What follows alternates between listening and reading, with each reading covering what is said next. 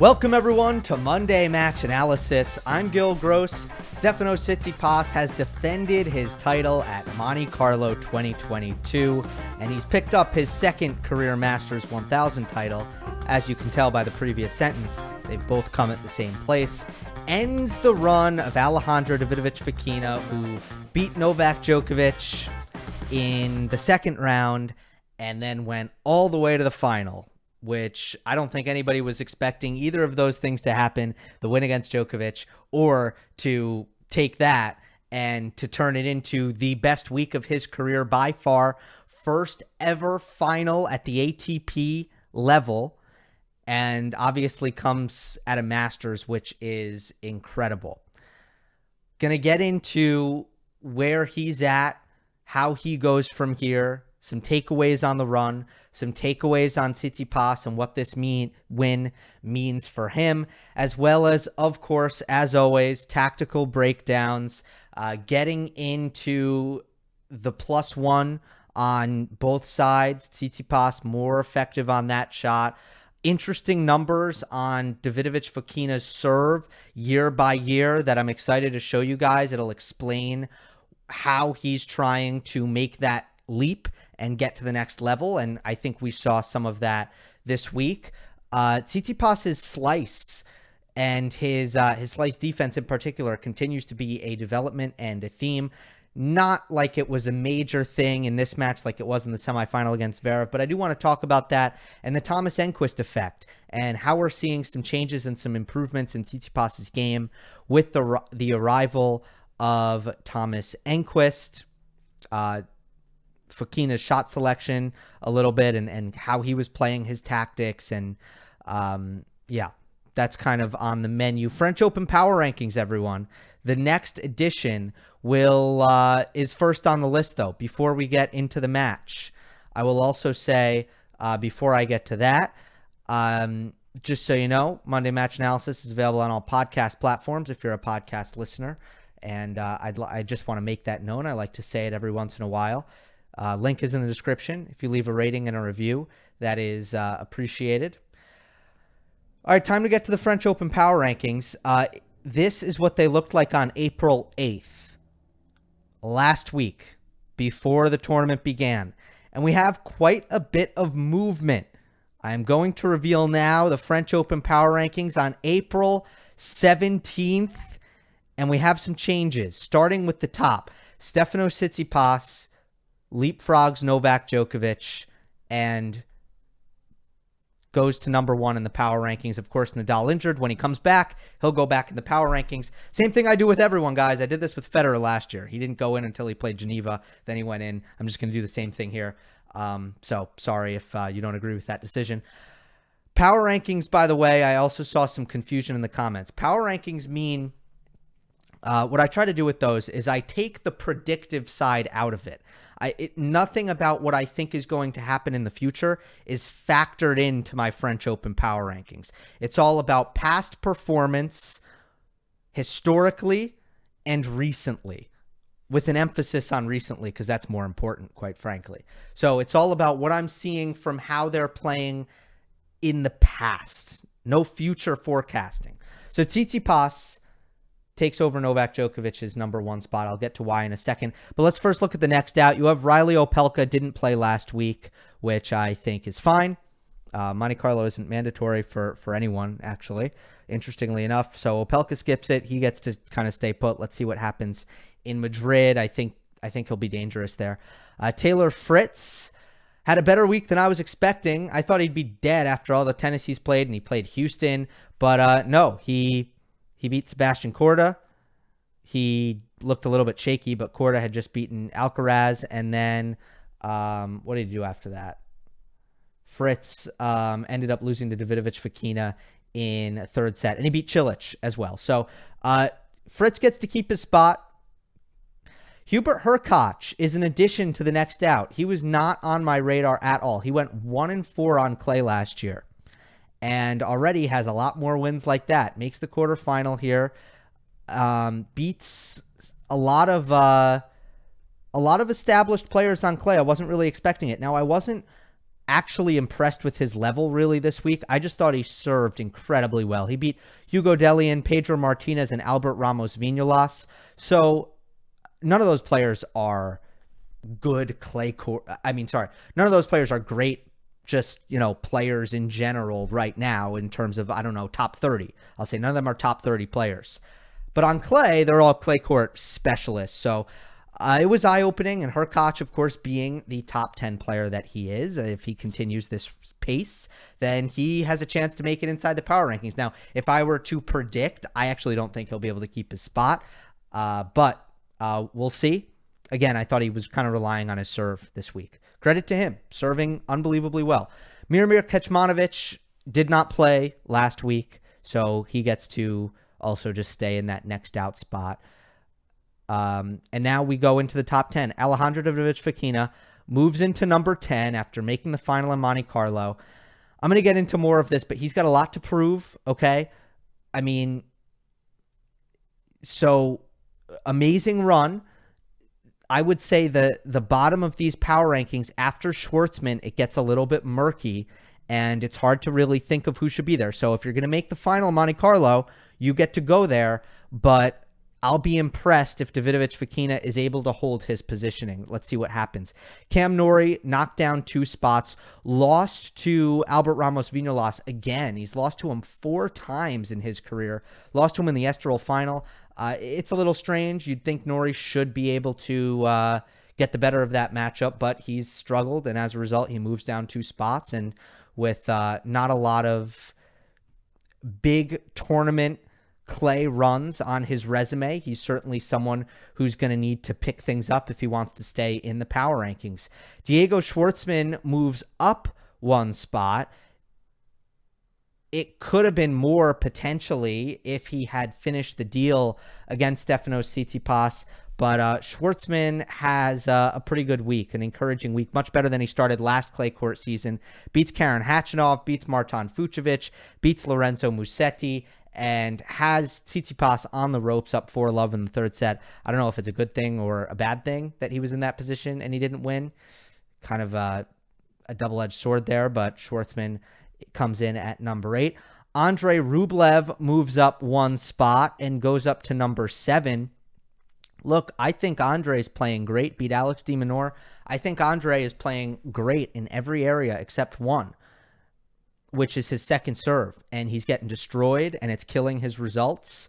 And Sinner just, again, obliterated him in that category. De Minaur did not take advantage, but he could have. I was on commentary for that match for T2, Tennis Channel's new network on Samsung TV Plus. De Minaur just didn't do the right things, but we saw Kyrgios exploited it at Indian Wells, and it's going to be, and Fritz exploited it in Miami. It's going to be a problem. I got those reversed. Fritz in Indian Wells and Kyrgios in Miami.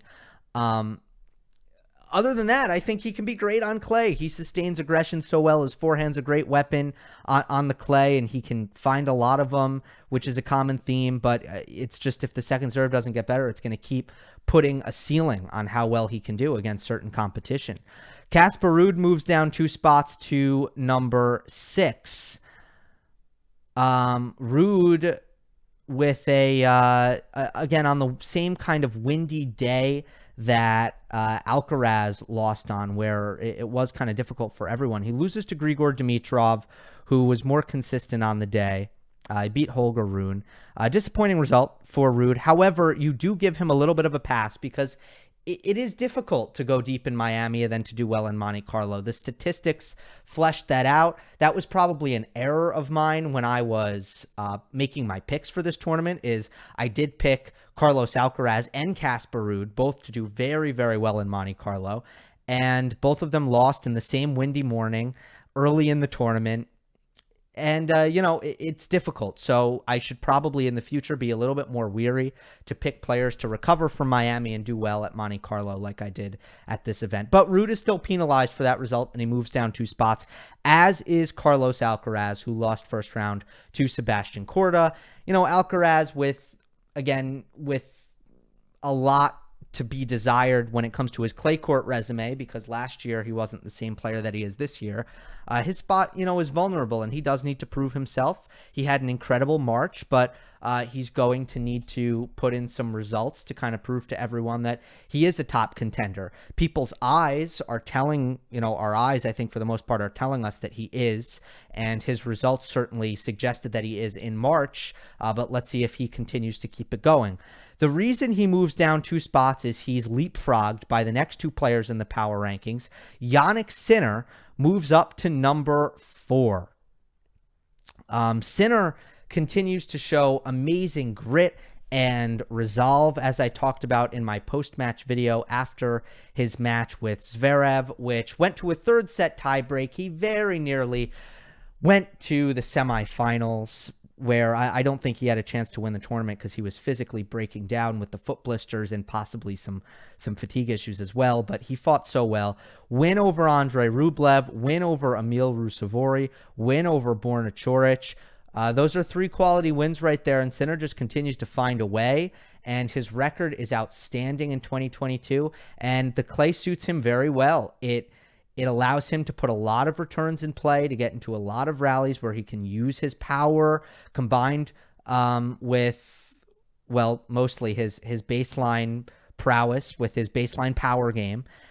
He's not as punished. He's not as much punished for having the weaker first serve as much as he is on some other surfaces. And I think he looks incredibly comfortable moving on the clay as well.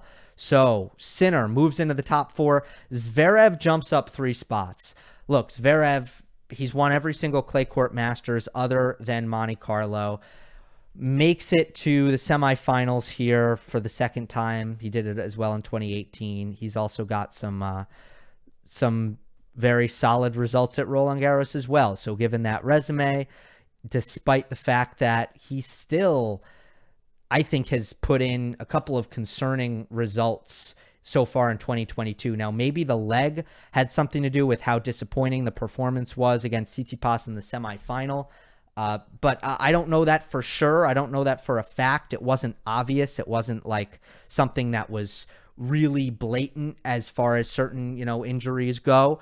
But, maybe he gets a pass for that. But the fact is, I think the concern is that a couple of the biggest matches of Zverev's season have just gone terribly for him. Again, makes the semifinals in Monte Carlo with the clay court resume he has. He moves up to number 3. Plain and simple, he has to. I just couldn't justify putting anyone above him. Novak Djokovic moves down to number 2. Bad performance against Davidovich Fokina. Ran out of gas, clearly wasn't in shape, but given everything he's accomplished and given the pattern that he generally gets better after Monte Carlo, we wait and see, and he remains at number 2. Let's see how he does in Belgrade. It's going to be, I think, important for him to at least get some matches under his belt and to try to build up that fitness again. And Stefanos Tsitsipas goes to number 1 after winning Monte Carlo. It is now the 2nd year in a row that Stefanos Tsitsipas comes out of Monte Carlo as the ATP Tour wins leader, and it is so clear the benefits that the clay has on his game. Reigning Roland Garros finalist. You can't say enough about how impressive he often is on the clay court. Even if you look at his losses, as someone commented on one of my recent videos, he only loses to the very, very best in the world on clay in recent times, and there are really no exceptions to that. So there it is, French Open Power Rankings, and with that, we get into the match. After a quick shout out to PlayYourCourt. PlayYourCourt is the place to go if you're looking for a local coach, practice partner, or match. The number one reason people quit tennis is because they can't find anyone to play with. PlayYourCourt's mission is for that to not happen, and I love that mission. So I've arranged a 50% discount for you to join the PlayYourCourt community at the link in the description, playyourcourt.com/Gill Gross. 50% discount to join the PlayYourCourt community at that link. Where shall we start? Let's go big picture. Important statement win for Stefanos Tsitsipas, given the way the last 10 months have gone since losing the RG final to Novak Djokovic from 2-0 up. It has not been convincing stuff from him since then.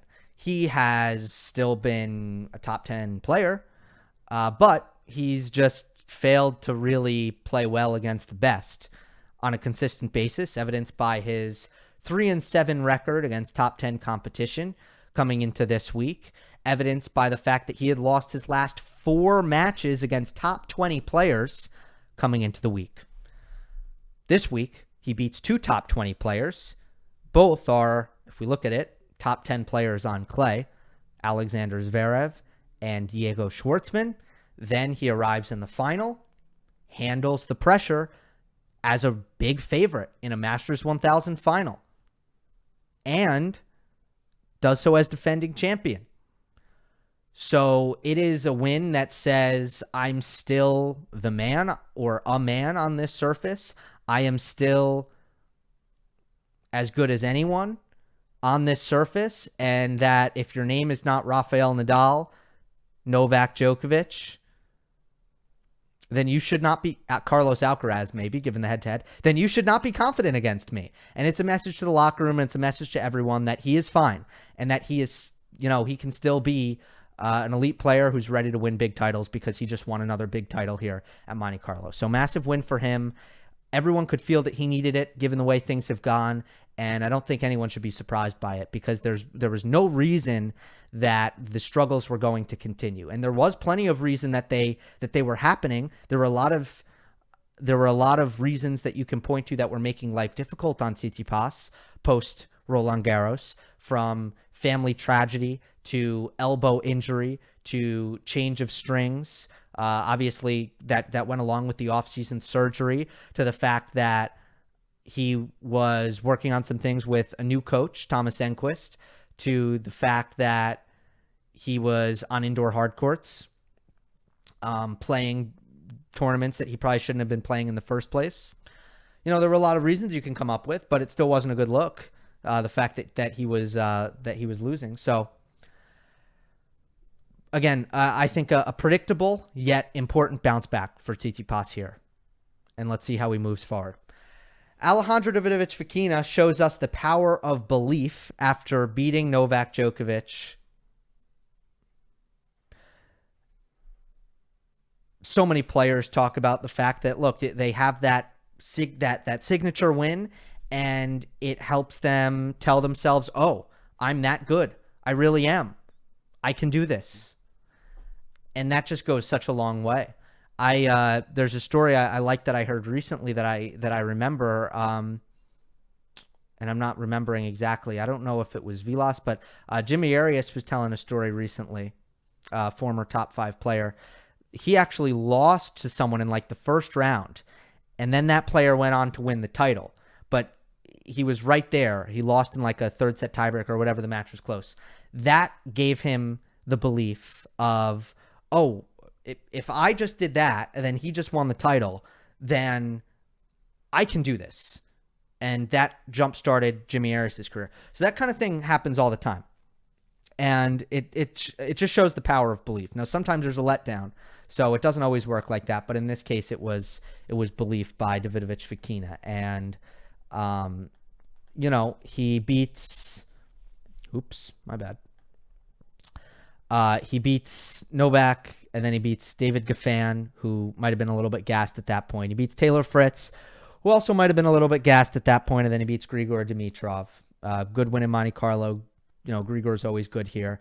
No super insane wins, which is part of the reason why I do think he has plenty more to prove. Plenty more. Came into this tournament with a 4-9 record in 2022, one top 50 win. Wasn't having a great year. Also wasn't on clay, and clay's his best surface.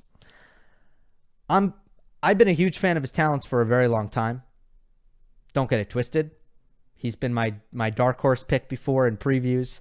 I've sung his praises. I sung his praises at the start of 2021 whenever anybody was telling me, Gill, who's the guy to watch outside the top 30? Who's going to break through in 2021? I was saying Davidovich Fokina. With that being said, I'm not sure about anything as a result of this. I would not be surprised if he continues to have difficulties breaking through as a consistent top 25 player. I would not be surprised if this is the turning point and he starts playing like a top 25 guy week in and week out.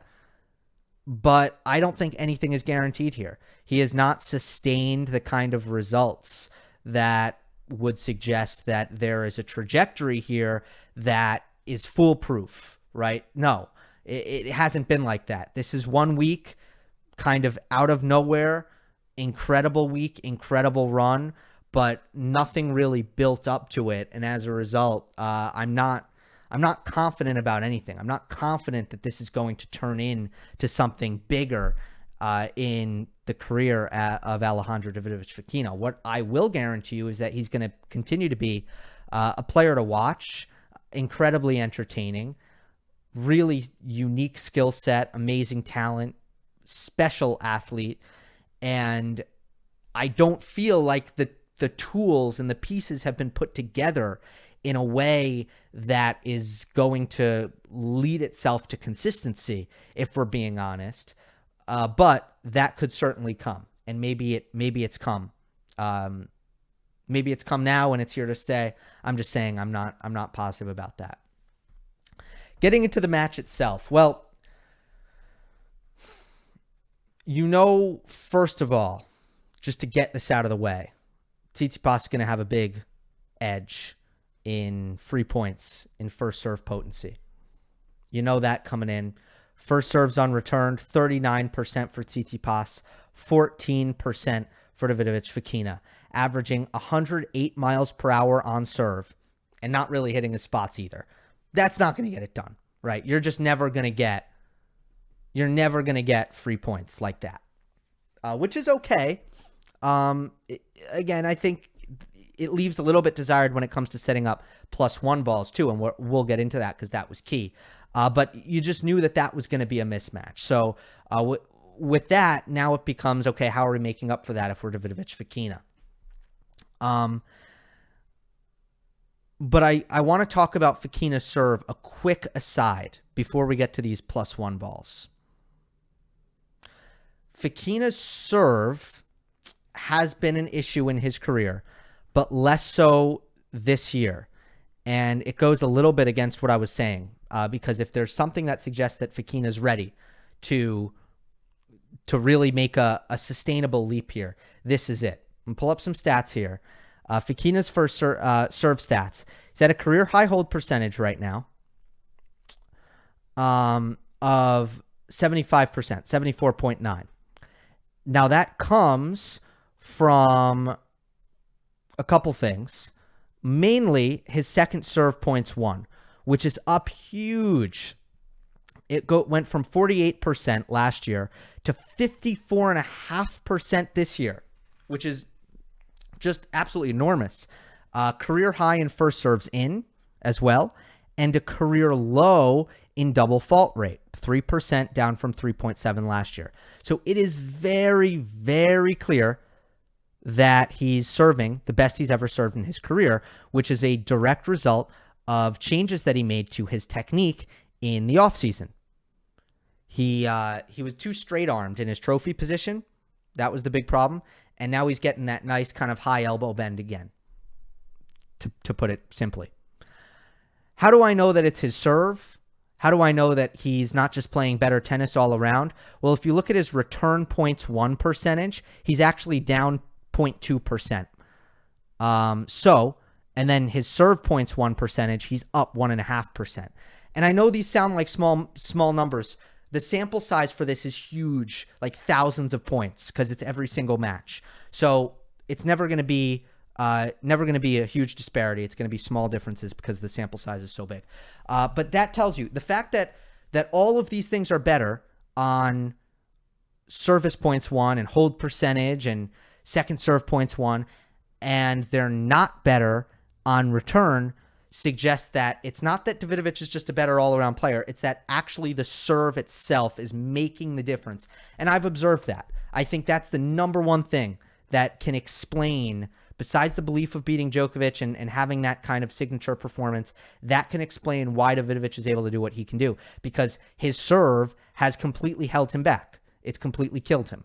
in his career so far.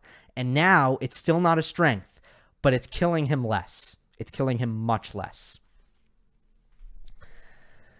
So for Tsitsipas, having the serve advantage, not only is he going to get 40% first serves unreturned in this match, but Davidovich Fokina is not getting it to the Tsitsipas backhand on returns.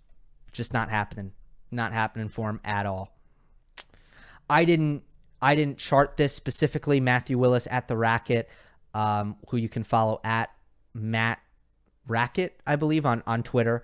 I believe he did chart this, and he found that Davidovich Fokina made one return, first serve return, to the Tsitsipas backhand. Did he even specify first serve? It might have just been one return. If so, it's quite frankly a big failure on ADF's part. But if that's the case, I remember which return it was. It was at 15:30 with Tsitsipas serving for the match. And I remember writing in my notes, best return of the match for Davidovich Fokina. Tsitsipas, he rushed him, backhand side, no +1 opportunity, and I believe Tsitsipas actually missed the backhand. So there were no returns to the backhand. That is partially a failure in return skill by Davidovich Fokina. It is partially Tsitsipas's serving and his footwork. So let me show you this key point at love 1 to start the second set tiebreak. Obviously, Tsitsipas doesn't want to start the breaker in a 2-love deficit. He goes with a kick serve, first serve here, and hits his spot short angle. Unfortunately, it's always hard to see the tennis balls on these screenshots, but kick serve, first ball. Davidovich Fokina, I kind of wish I took a freeze frame of the contact point, but he kind of has to stretch for the return. But he's able to get it back, and locationally, as you can see, Tsitsipas cheating to his left here. Locationally, the return is actually way over on Tsitsipas's backhand side, but the return is too slow, and Tsitsipas uses his phenomenal footwork to move to his left and to hit this first forehand, and he hits it for a winner behind Davidovich Fokina, who thought that Tsitsipas was going to go inside in.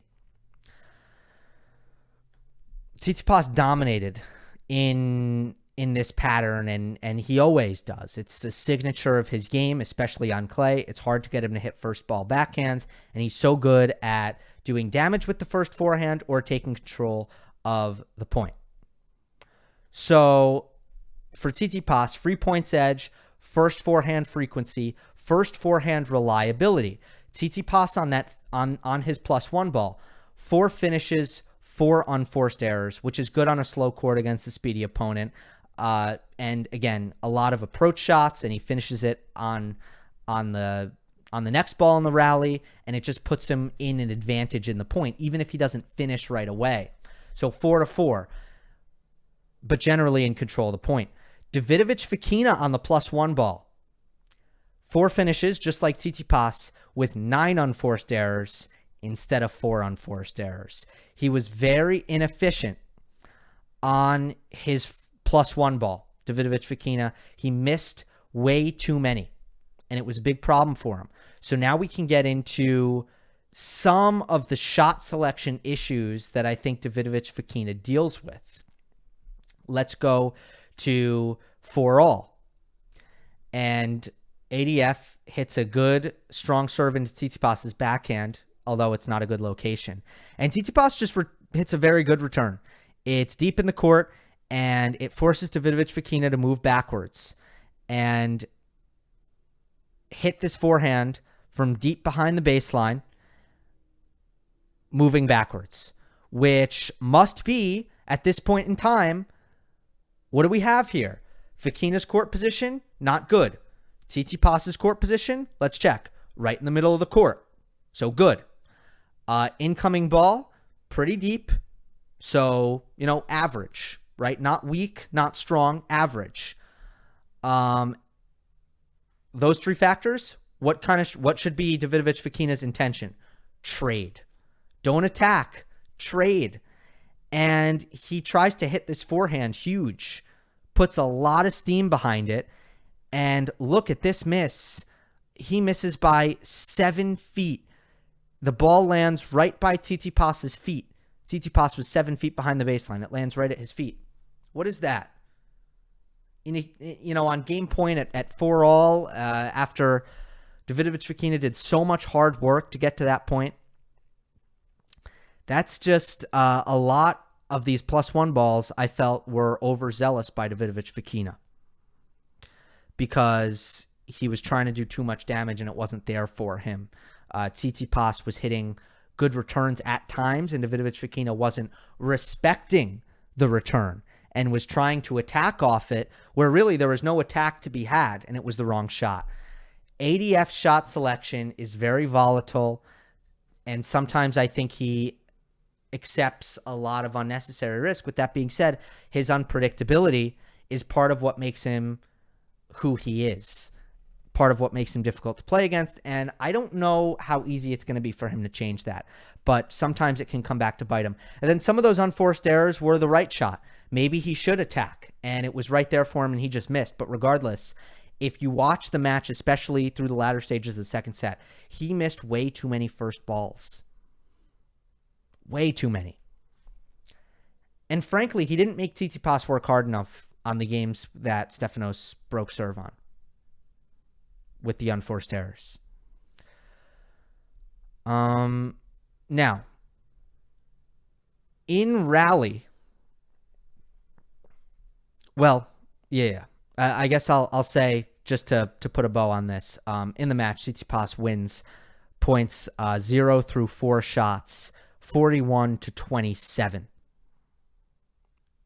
And that's a culmination of the free points on serve and the superior serve +1, specifically serve plus forehand play that Tsitsipas was able to deploy. Let me just check real quick, because I don't have this off the top of my head. If we're gonna look at rallies 5+, let's see if Tsitsipas even had an advantage here. Davidovich Fokina won 33 points, and Steph won 30. Look at that. How about that? Fokina won the majority of the rallies in this match, huh? But serve advantage, serve +1 advantage, and that's what Tsitsipas needed here to win this match. All right, let's talk about the rallies, though. I do believe that Davidovich Fokina could have been better, especially in the first set, because I don't think that he was playing with a lot of focus to go to Tsitsipas's backhand. And it's very necessary to make Tsitsipas beat you with his backhand. Very necessary. In all aspects of the game.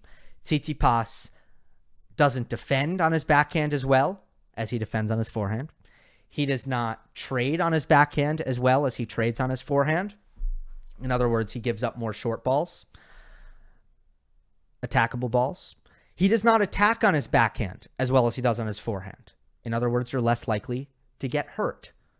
So in all facets of the game, you must make Tsitsipas beat you with his backhand, which means, in simple terms, you got to make him hit backhands. Now, how do you do that? Do you just hit every ball to the ad side? Backhand side, backhand side, backhand side? No. You're never going to win like that. It's not the right thing.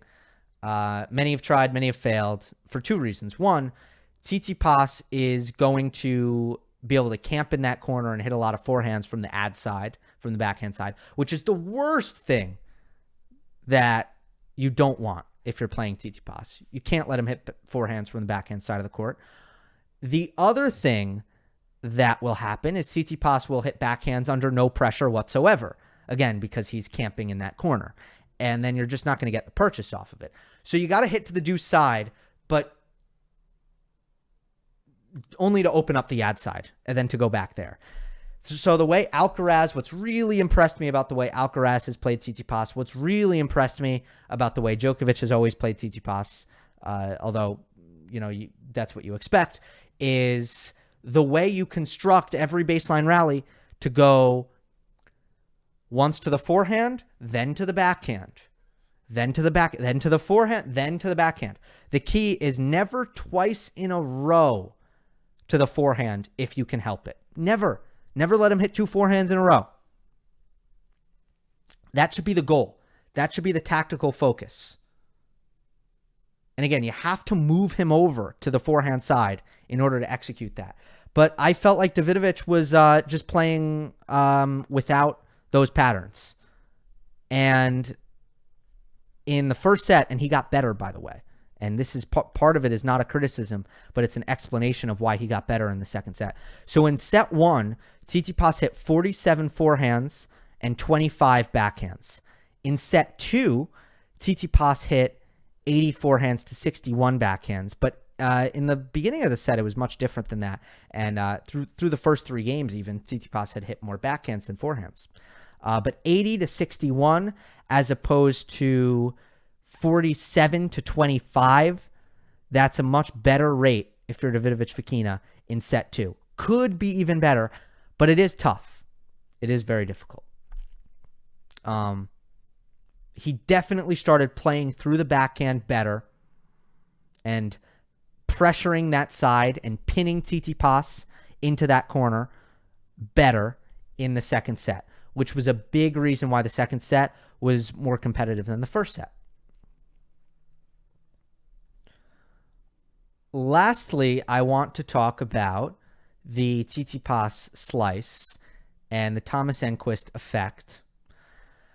I think technically speaking, and I highlighted this in the Zverev match, but technically speaking, it looks like they've cleaned up the footwork on the Tsitsipas slice, where he's not hitting an open stance as much, and he has his balance and his feet moving into that shot in a way that is giving his hands a better chance to do the right thing and to make it a good shot. I think that what's changed is how fluid he looks in the lower body.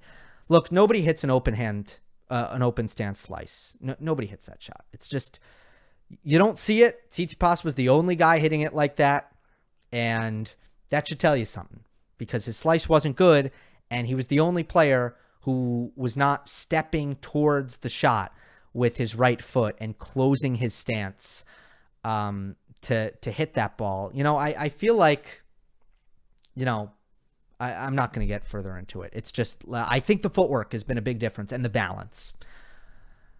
With that being said, slice defense. It's been a theme this week. It's been really good this week. I want to show you the next point after this 4-all point where Davidovich overcooked the forehand that I showed you with the +1 ball and how many errors Davidovich made on the first ball. The next point here at deuce, Tsitsipas hits a return that pulls Davidovich wide, and again, ADF tries to destroy the first ball from a tough position. But this time, he hits it beautifully. This was actually an awesome shot. He absolutely crushed this. I think north of 90 miles per hour. But what's the reward here? Well, he wasn't in a great position to attack, so it doesn't finish the point. It's not good enough. Tsitsipas gets to it, hits this slice defense, and puts it short in the court, gives Davidovich from the mid-court a low contact point, and forces him in. Although Fokina nets this backhand. So Tsitsipas doesn't need to play another ball. Tsitsipas breaks serve at this 4-all game. And what happened? Let me tell you what happened on the next point.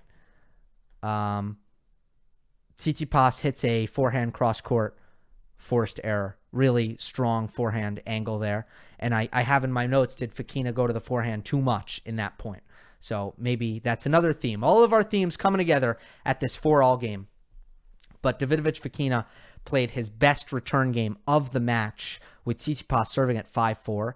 And that's something I love about ADF. He relishes those moments, in my opinion. He loves the back against the wall and the crowd into it and a stadium going crazy and a big match. He elevates in those moments. It's probably one of my favorite things about him. And I actually meant to mention it earlier. But I do want to shout out Davidovich for that, because it's really a good quality that he has about him. This slice defense, though, really effective against Davidovich as well, just like it was against Zverev. It wasn't quite as common as it was against Zverev, but let me show it to you on the forehand. And here's another example of the same exact pattern. Davidovich from well behind the baseline after a forehand inside in by Tsitsipas is going to try to counterattack and try to create offense from a defensive position. Sound familiar, guys? He's going to do it again. I mean, and again, I'm telling you, this is in Davidovich's game. I don't really like it, but I just think it is what it is with him.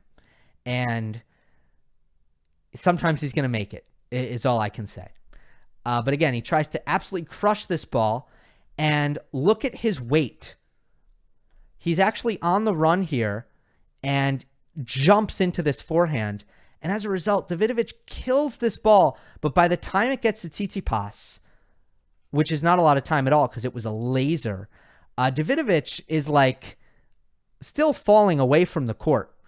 And Tsitsipas with slice defense again, short slice defense, and it bounces inside the service box. I know it's hard to see the tennis ball, guys. I apologize, but inside the service box, and Davidovich has to dig a low backhand from the middle of the court. Tsitsipas loves this position here. He knows he's going to have a good look at a pass here. And by the way, this is 4-1 in the second set tiebreak for those listening. And Tsitsipas on the run here, open stance backhand. Down the line is open, so Davidovich is going to sell out for the down the line, but Tsitsipas actually hits it cross court, completely wrong foots ADF. His racket, he has left his hand. He throws the racket. I've circled the ball. I've circled the racket. They are not in the same place. And that was pretty much the dagger with Tsitsipas going up 5-1 in the tiebreak. We've seen crazier things, but that felt like a must-win point for ADF. And again, it's the slice defense combined with Davidovich's tendency to attack from poor court positions, which opens up the short ball. The short defense, I should say. And again, so Tsitsipas has so many options defensively on the clay. And I don't think the short defense, the short slice defense works better on the clay than it does on other surfaces, really, so to speak. In fact, it might be better on the grass, depending on what the matchup is. But it's something to keep your eye on. And you have to credit Thomas Enquist with the progress that Tsitsipas has made on the slice. Because I know for a fact, I had seen it firsthand, Tsitsipas had been working very, very hard on his slice for over a year. Drilling and drilling and drilling and practicing and practicing. But at the end of the day, he wasn't getting the right advice. Because if you practice bad habits over and over again, you are only cementing the bad habits. You are not going to get any better. And the difference has been Enquist, who has clearly given him different and better technical advice on the slice, and he's really improved that. I just showed you a forehand slice, by the way. The forehand slice has always been fine. I mean, specifically on the backhand. But it is something that is, again, not going to be a weapon that suits him, is not going to be more important on clay. But it will also come up on clay. Matchup dependent. Couple of times in a match as a change-up. These things are really positive and good to have for Tsitsipas, and it's a very, very good sign moving forward. So I will leave it at that. If you enjoy this kind of thing, remember you can become a member by hitting the join button, and your donation of $2 a month. Thank you for everyone who is a member, and that is a big help for securing the future, the long-term future of the channel. And very appreciative for any of your support. So we move on. Novak Djokovic back, Belgrade, Barcelona, which I really hope Tsitsipas does not play to give himself rest, to make sure he's fresh when he goes to Roland Garros, but we will see about that. And should be another exciting week. I have no plans for post-match videos, but if anything major happens, I will be around and likely will have some videos based on whatever happens next week. Hope you enjoyed, everybody. Don't forget to subscribe, and I will see you next time.